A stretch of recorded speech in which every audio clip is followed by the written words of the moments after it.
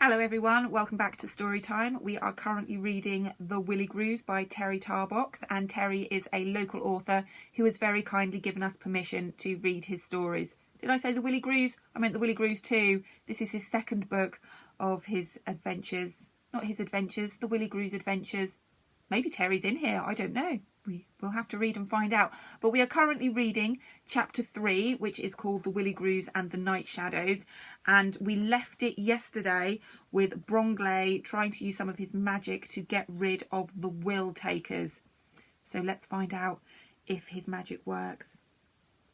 Everyone crossed their fingers and waited, but nothing happened. And after a few minutes, the spirits started howling again. "What now?" asked Bronglae, to nobody in particular.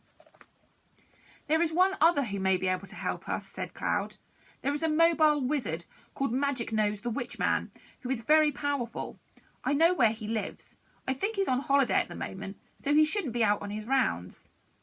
Claude assured Bronglae that the tribe would probably be safe until the wizard came, because he didn't think the will takers could come out of the trees. He also said that their powers only worked on the weakness of others, and that the Willigrews must keep remembering not to look into their eyes and to stay strong. Leaving Partiv and Parslino to watch the will takers, Bronglae, Longstint, Crowfin, Dora and of course Claude made their way to Magic Nose's house.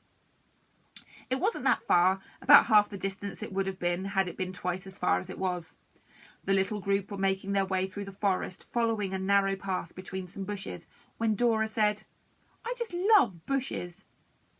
"Why do you love bushes in particular, Dora?" asked Crowfin. "Well," replied Dora, "because they are not trees and they are not grass. But they are not sandwiches either," commented Longstint. "Of course they're not sandwiches, Longstint. That would be a silly reason for liking something," said Dora. Not even trying to understand Dora's logic, the rest carried on without speaking, until, that is, they came to a small caravan in a clearing in the forest. "This is it," said Claude. "Magic Nose's house. I'll see if he's in." Claude rang the bell that played a little tune, which got Dora and Crowfin dancing a very small jig, which the others ignored. "Come in, Claude, old fellow. Can you put the kettle on? I'm gasping for a cup of tea," shouted Magic Nose. When the Willigrews entered the caravan, they were surprised to see Magic Nose in bed with his leg up in a sort of slingy thing. "Hello, Magic Nose, old chap. What have you been up to?" asked Claude, looking a bit concerned. "My knee caught fire," explained Magic Nose. "Spontaneous combustion. It's an occupational hazard, I'm afraid. I was casting a particularly strong spell to rid a small gentleman's right ear of a poltergeist, and the magic went straight to my left knee. I managed to put it out fairly quickly, but it hurt quite a bit." "That's terrible," gasped Dora. "You poor wizard." "Oh, don't worry," said Magic Nose with a reassuring smile. "It could have been much worse. One of my wizardy friends, Morris the magician, was casting a spell once and his knee exploded, so I was pretty lucky. Now, enough about me. To what do I owe this visit from so many lovely Willigrews?" "We were hoping you could help us with the will taker problem we're having," said Claude. "Bronglae has tried his magic without success, and they have already taken a Munkjack deer." "Oh dear," no pun intended, replied Magic Nose. How sad. It is one of life's little ironies that the most harmless among us always seem to suffer the most harm. Will takers, you say? They are very powerful. They are a very powerful force and not easy to get rid of. However, the Willigrews have always been good to me, so I will do my best to help you." Crowfin handed Magic Nose a cup of tea, and he sat on the edge of his bed. He was already dressed from head to foot in shiny purple clothes. As he draped a purplish cloak around his shoulders, he said, "Now for the finishing touch," as he placed a very tall, very purple, very pointy wizard hat on his head. "But what about your poor knee?" asked Dora. "Will you be able to walk that far?" "Oh, I'm sure I'll be okay if you help me," replied Magic Nose. Therefore, when the wizard was ready, the little group started the short journey back to Willigrue. On the way, Longstint had a question for Magic Nose. "Why don't you cast a spell on your knee in order to heal it?" he asked. "Good question," replied the wizard. "I certainly would if I could remember the spell. You see, I can remember the spell for burnt right knees, but the spell for left knees has escaped my mind. I had it written down somewhere, but I simply can't find it. I'm afraid it will just have to heal naturally.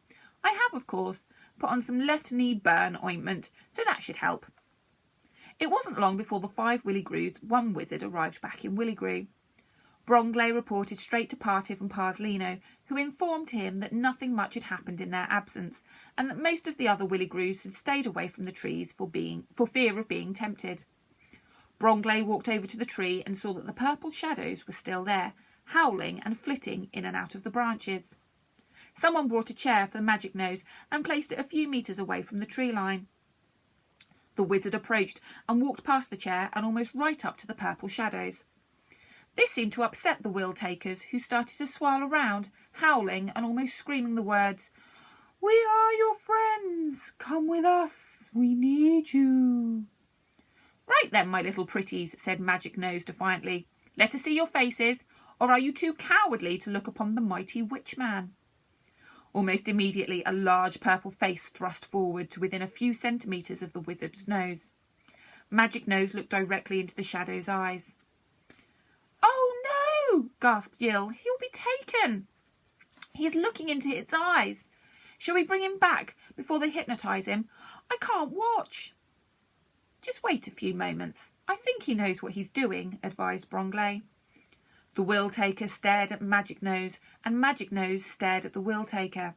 The suspense was terrible. Who would blink first? Suddenly the shadow gave out an ear-piercing howl and projected a stream of foul-smelling purple slime from the place where its nose should be, directly at the wizard. Magic Nose, without diverting his eyes, moved calmly to one side. The slime squirted over his shoulder, landing behind him on the grass, which immediately hissed, then shriveled up and died. "OK then, Will Taker, so you want to play rough, do you?" fumed Magic Nose, as he pulled out his most powerful weapon, his wand, which he waved threateningly at the shadow. He then began to chant a spell, which went quite a bit like this: Umbra, umbram, anaset, et non revutuna ad nos relinquire, ite in orbe pised. I hope I said that right. Then repeated the last few words in a whisper. Ite in orbe pised. The will taker gave us a loud despairing howl, which had all the Willigrews covering their ears. Magic Nose moved even closer, almost touching the shadow, and stared harder. Then, to everyone's amazement, the shadow moved back. The expression on its face softened as if in relief. The other shadows started to float upwards, disappearing as they went. Eventually, the large shadow turned its face back to Magic Nose and said, "Thank you, mighty wizard. You have set us free." The last will taker started to rise into the treetops, finally disappearing in a cloud of purple mist. The Willigrews cheered and started their dance of hopping about on one leg and flicking their earlobes with their index fingers. "Let's hear it for the wizard," shouted Longstint, and everyone chanted, "Wizard! Wizard! You're the man! You're the man!" Their celebrations were cut short, however, when Yill gasped, "Oh no! Look! Look! The mist is back!" Everyone looked into the trees with open mouths and ears pointing in different directions. The mist was indeed back. What followed, however, delighted the Willigrews, as out of the mist there came a small animal. It was a munkjack deer, unharmed. It ran along the tree line to freedom. An even bigger cheer went up. More chanting arose from the Willigrews. "Munkjack, Munkjack, you the deer, you the deer!" Bromgley thanked Magic Nose and gave him a cup of chickweed tea and some jangleberry dodgy jammers, which he munched and slurped gratefully. The will takers, who hopefully had gone back to their higher plane, never visited Willigrew again, and the village settled back to normality. Well, I'm not so sure about normality, because some strange things do happen in Willigrew. So there we go. So that was chapter 3 of the Willigrews 2. So join us tomorrow when we will be reading the next chapter. We will see you then. Bye-bye.